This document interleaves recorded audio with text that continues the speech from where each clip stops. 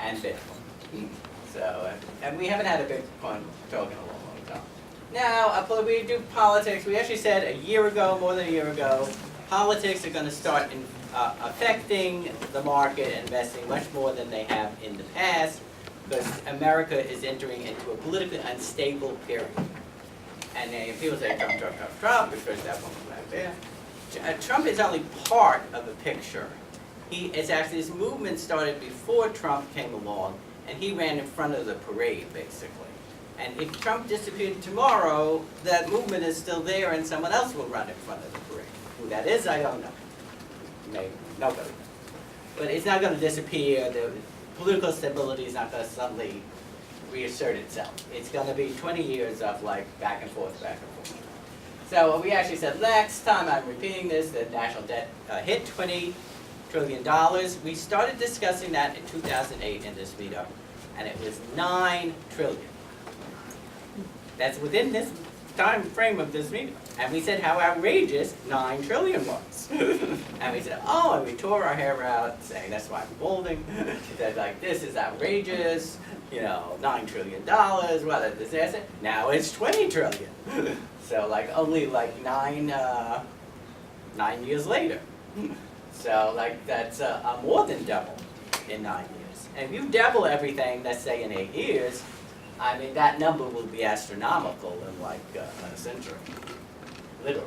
In fact, there's this, if you study computer science and types of math, you study, if it's something doubles every period, you say, well, you know, and it starts at 1, and it's 2, it's 4. But after you go, after 20 times, you get to 1 million. It's called a bubble. Well, yeah, yes. And you think, well, double's not so much. No, it's like, things go like that, astronomical. So this is really bad news. Now, the jobs picture, we're just pointing out, 33,000 jobs were lost, and that was all blamed on the hurricane, and that's, you know, accurate, but like the jobs being gained, not so accurate on the other side.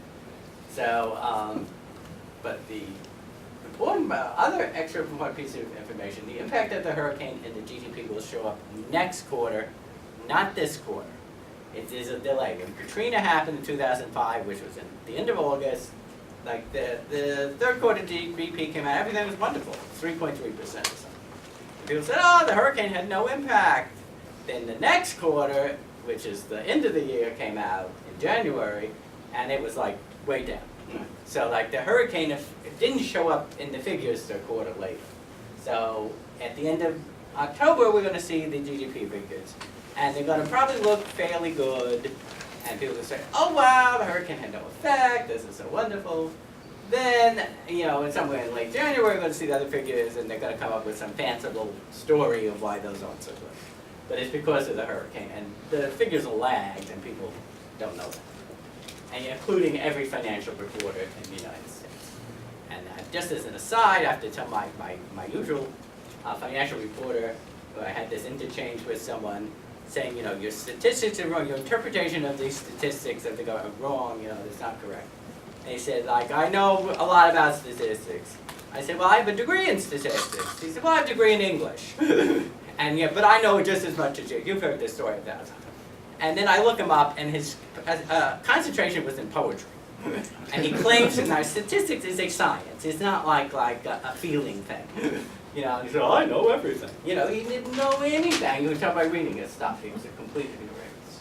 But like, he doesn't know he's, and these are the financial reporters of the United States. Almost every one of which has a degree in either English or journalism. Not in math, not in finance, not in economics. They have no idea what they're talking about. So don't read them. So I mentioned this before, the PPI was 2.5% annual rate. That's very low, actually. But it's the highest in 5 years, or 5.5 years. Now, and this is heavily dependent on the commodity prices, basically. And commodity prices are extremely low right now. Now, this did bottom at early 2016, early last year, and commodity prices look like they hit a general bottom around that time, too. So expect this number to keep going up and up and up and up. And inflation will be on the upswing. Central bank liquidity, they're gradually taking it away because they're seeing this happening. And so you could get basically a collapse in this liquidity, and this is holding up the stock market.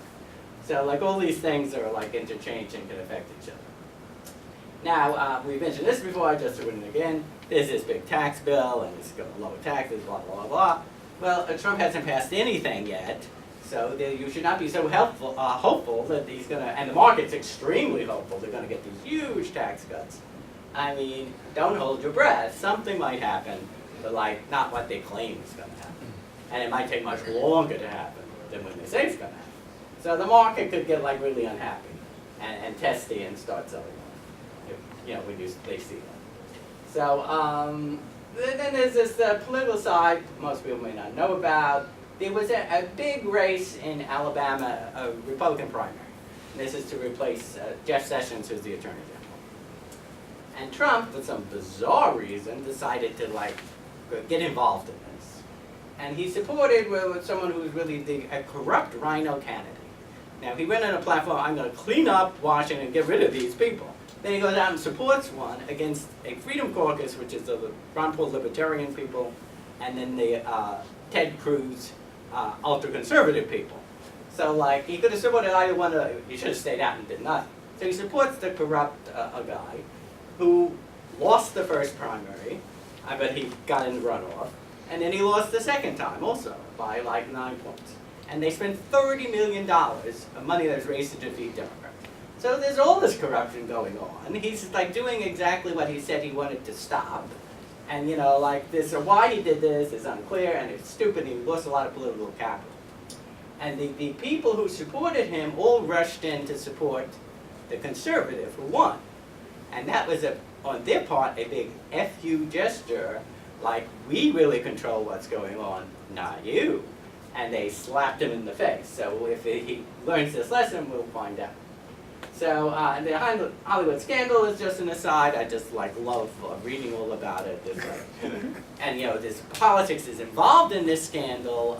There's lots of money, contributions that have gone to, especially the Democratic Party. And Weinstein is millions, he gave millions to the Democrats. And he knows Hillary quite well, he knows Bill quite well. There's all sorts of pictures of him with a number of important Democrats.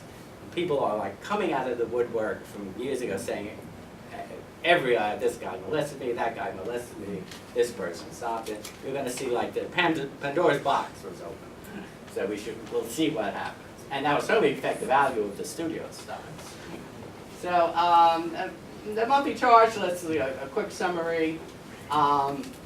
U.S. stocks have become, and especially the Dow, Nasdaq, S&P, S&P, Dow, and Russell, they actually became overbought on the monthly charts. These are really long charts in 2013. So and there was some steam was let off in about last year, and they become overbought again.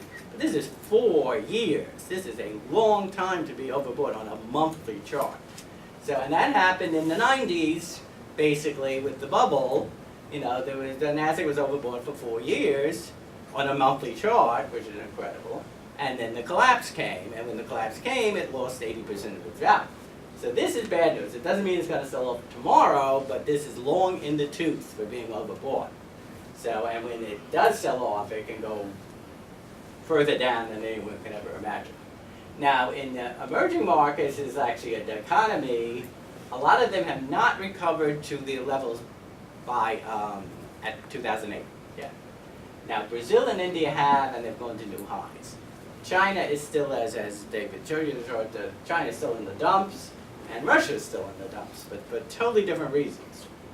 Russia has some promise, China not so much right now. So global interest rates, I think, are at the beginning of a long move up, and that means years and years and years and years and years. And maybe they'll funk around the bottom another year or so. But they basically, the long-term charts say they've had it, and they're going to start heading up. So that we're going to enter a new environment because of that.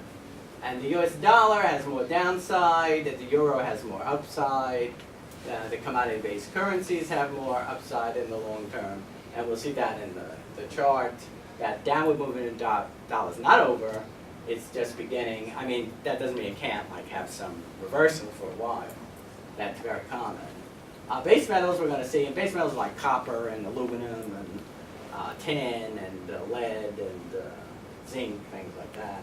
They've actually made a double bottom on the long-term charts, which means they're going to head up in the long term. Gold is actually, I mentioned this earlier, is actually on the long, is bullish. It is in a huge bullish phase, and that means 25, 30, 40 years. And the drop that we've seen since 2011 is simply a retracement in that huge bullish phase.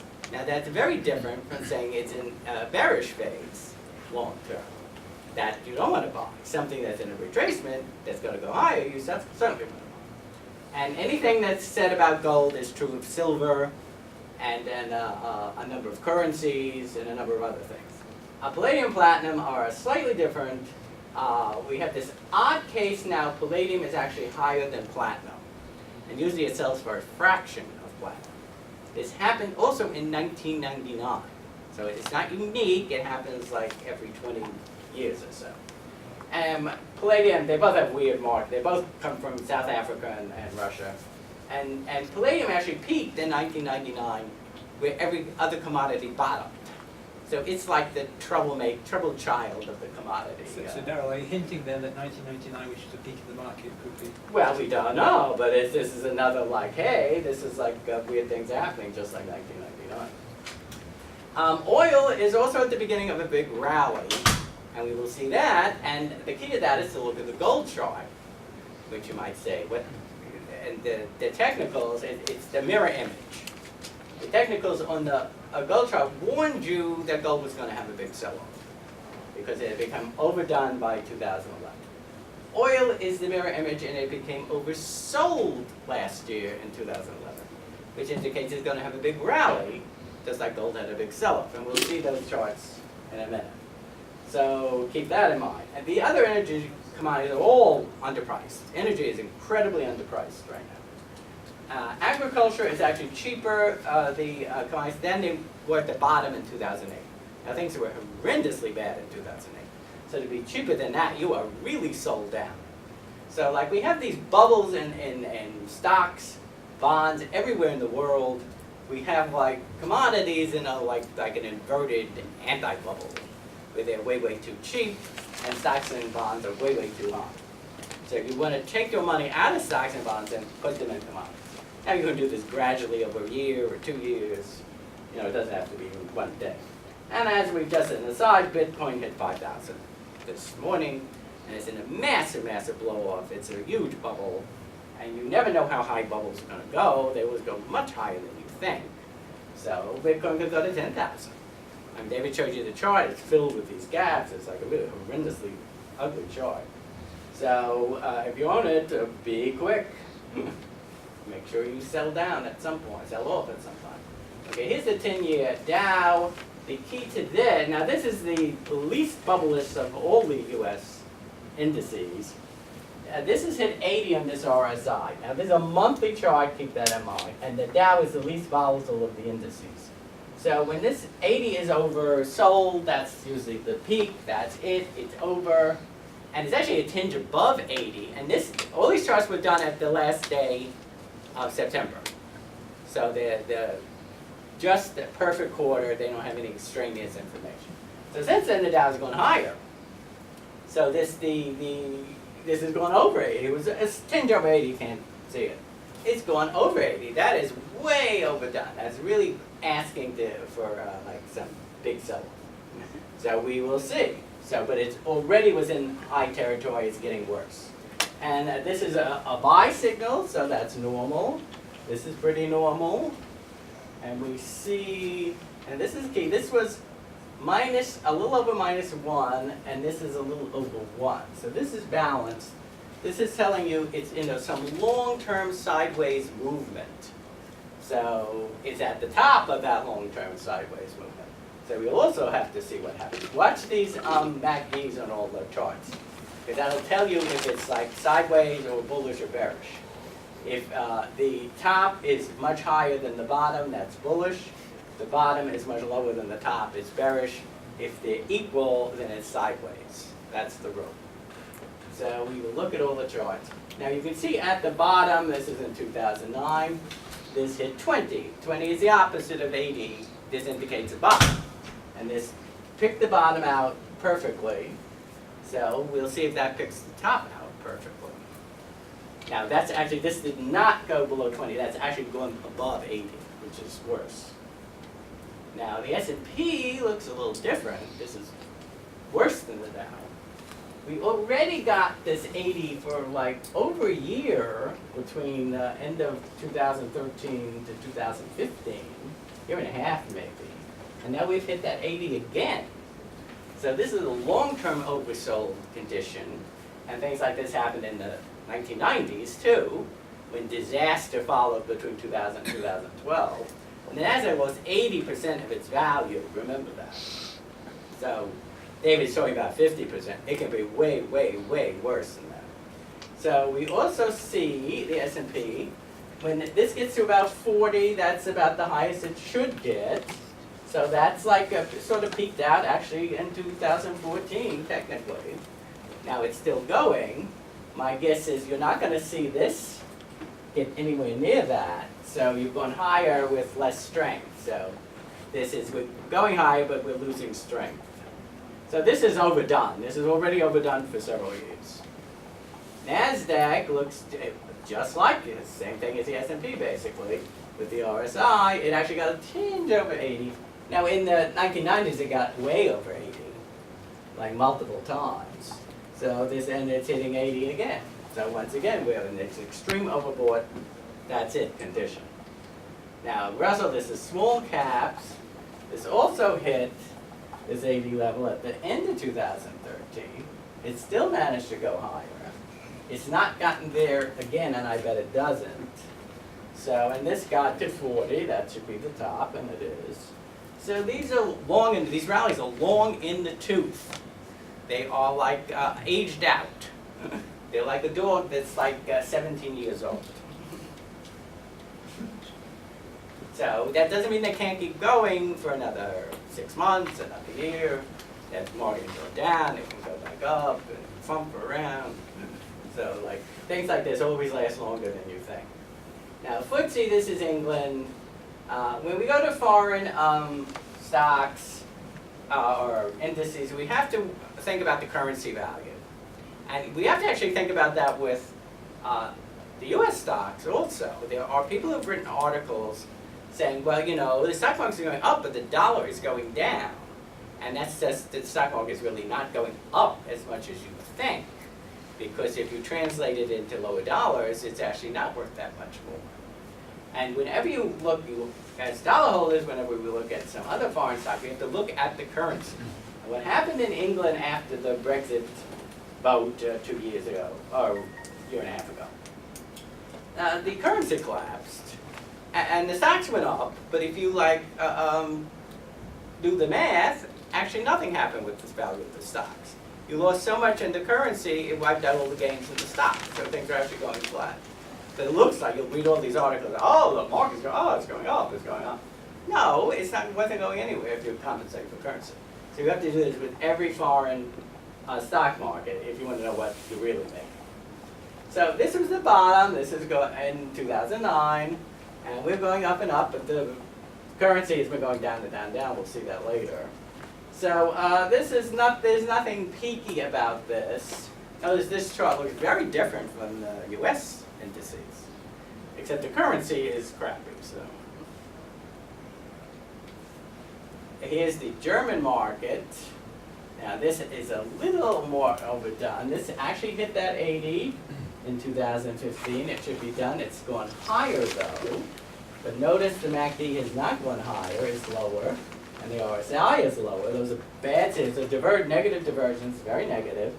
This is the trend. The trend is actually flat. Even it says the trend's flat, even though it's going higher.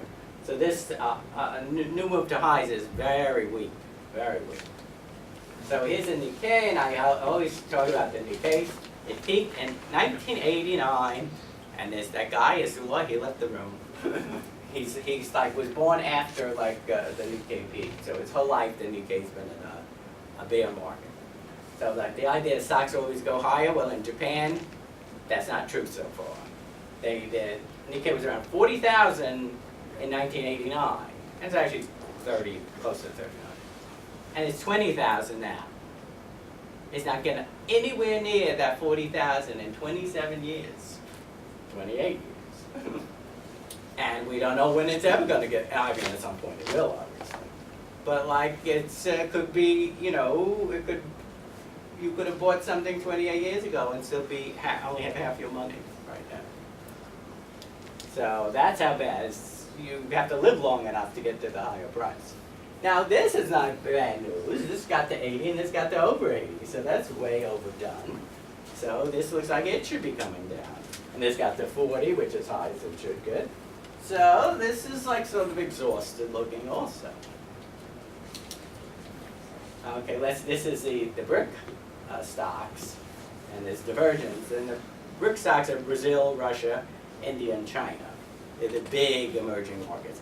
And then China's not so much emerging anymore, it's like the second largest economy in the world. So Japan is now third.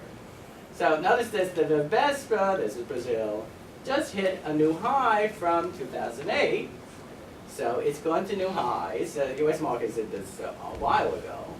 So Brazil is doing quite well, and the currency was doing well too. So this is nothing maxed out about this, so it could go higher. This is Shanghai. Chinese stocks are a mess. They were in a massive bubble that peaked in 2007. That bubble collapsed. And that was like 6,000. What was it? Do you remember the high? I can't believe it's around about that value. Yeah, so it sort of tried to go back. I didn't quite get it. You know, it surged up in 2015. This is way over 80. It's not just, look how over 80 this is. So that was way over that. Notice it collapsed when that happened. The Dow is in danger if it keeps going up of doing exactly the same thing. It could be that much over 80 and it could go straight down. So it just fell apart and like it's inching back up. So this got to 60, which it shouldn't do. And this only got to 40, which is okay, so this was way overdone.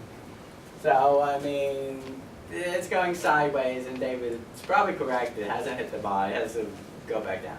If there's any big collapse worldwide, it will go down. India, just like Brazil, keeps going up and up and up. It's been very bullish.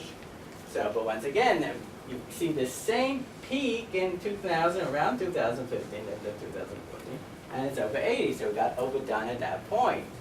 And we see this is much lower, and the price went higher. That's a negative divergence. That's very bad news. So Russia, on the other hand, Russia is a commodity-based economy. You know, China has moved heavily to manufacturing. India has sort of moved to manufacturing. Both of them have a large commodity components to their, and so does Brazil, their economies, by the way. But Russia is particularly dependent on oil and a host of oil is number one and a lot of other commodities. This is the bottom in 2009. It's barely above that. It almost hit the bottom, just a tinge above it. So like we're at like new highs. Brazil just went to a new high, and Russia's at the bottom. So and that's because it's commodity based. So this Russia is a bargain. It doesn't mean you should buy it this second, but you know it's way cheap. Whereas like a lot of other markets are way too expensive. So it will move up with commodities. And we see, let's point this out, I forgot to put the thing. See too that there's this mini peak here in 2011. Remember this. We're going to see this several other times in commodities. So if we could overlay the chart to see Russia and commodity charts in general are like moved together. Okay, this is the dollar. This is a 10-year dollar. It went up during the crisis in 2008. So it hit a peak. Money flowed into the dollar. It flowed into U.S. Treasuries.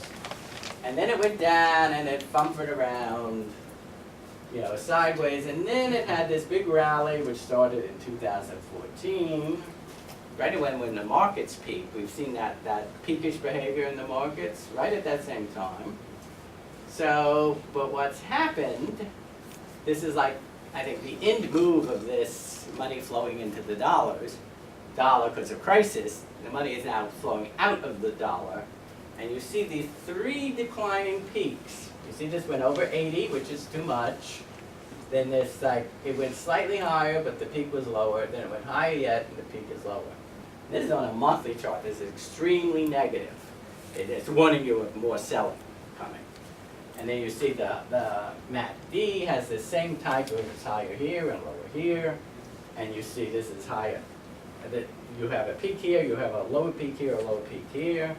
So you see, this means the rally is losing strength. And every one of these lower peaks means it's not as strong, it's not as strong, it's not as strong. But the price was going up. So then suddenly the price like starts going down. It's going to hit that red line, the arrow's pointing to it. That red line, all these lines, by the way, the red line is a 40-month moving average. The blue line is the 20. 40 week. 10, 20. No, this is wrong. I know it's saying that, but that's wrong. It should be 10, 20, 40. Ignore those things. So it's going to hit that red line. Now you also see right here, now there's a peak in the dollar was at 90. So 90 things should get squishy. So if it breaks that red line, being below that red line means a bear market. So then it's really in bad shape. Now, the first reaction should be to bounce off of it. So we will see what happens. And there's already some, did you look at the dollar last few days? Yeah, we Oh, watched it you're the last few days because And it was going up? it's gone off the bottom, but it's not gone up as hard as I would do. But it Yeah. hasn't gone solidly down. Things can't go straight down. They tend to they go down, then they have to go up a little. People take their profits, so then it shoots the thing back, then they start selling again. So this has gone straight down quite a lot. I mean, it's really amazing. And it's broken a lot of key support. So in the long term, this looks negative. It looks like the dollar wants to go down to a much lower level. And that will affect commodities and a number of stock markets, like Russia. Now here's the euro. We see something very different for the euro. Here is the low in the crisis in 2008. Then it went much lower. And we have these three lower points, and then we have higher points than the RSI. So as this was gaining strength to go up, well, the dollar is losing strength and wants to go down. So the euro wants to go up, it wants to hit that red line, and then it wants to break above it. So just as the dollar wants to break below that red line. So you see this hit 45, that's enough, it's done. This actually is trying to turn bullish right here. And you notice the MACD is trying to go above 0. Below 0 is bearish, above 0 is bullish. 50 for the RSI, above is bullish, below is bearish. So you see the euro is trying to get very bullish. So, and that makes sense, it should go opposite of the dollar. So these two charts confirm each other. Now, many other currencies will go with the euro. The British pound lives its own life, though. I mean, this was the bottom, it went lower too. This circle is what happened in the Brexit vote, it just like went zonk. So it really fell down. This is very weak. This hit 40, over 45, 40 should be enough. So that doesn't mean it's done yet. It could actually hit a lower low. But this all has to do with politics and Brexit and separating from Europe and things like that. So this is like sort of off in the corner, doing its own thing. Now the Swiss franc is something you actually should own. It's been tied to the euro. The euro is a crappy currency, but the Swiss franc is not. Now notice this is the bottom. It actually went down in the crisis, which doesn't make any sense. The Swiss franc is actually a solid currency. Money should have flowed into the Swiss franc, and not, it actually flowed into the Japanese yen and the dollar. The yen makes no sense at all. So this went down, and then they had a peak in 2011. Now look for other charts that will have peaks in 2011. You're going to see a lot of commodity charts. This peaked with commodities. And I actually wrote an article a year or two ago about how you could use the Swiss franc or Australian dollar as a substitute for investing in gold. And you'd have to like not have a one-to-one position, but you'd have to leverage your position to a certain fraction to do this. So you will see gold peaked and several other commodities peaked right around the time the Swiss franc peaked. And then that the government purposely pushed it down. It didn't happen naturally. and they tied it to the euro, and that's why it's been futzing around.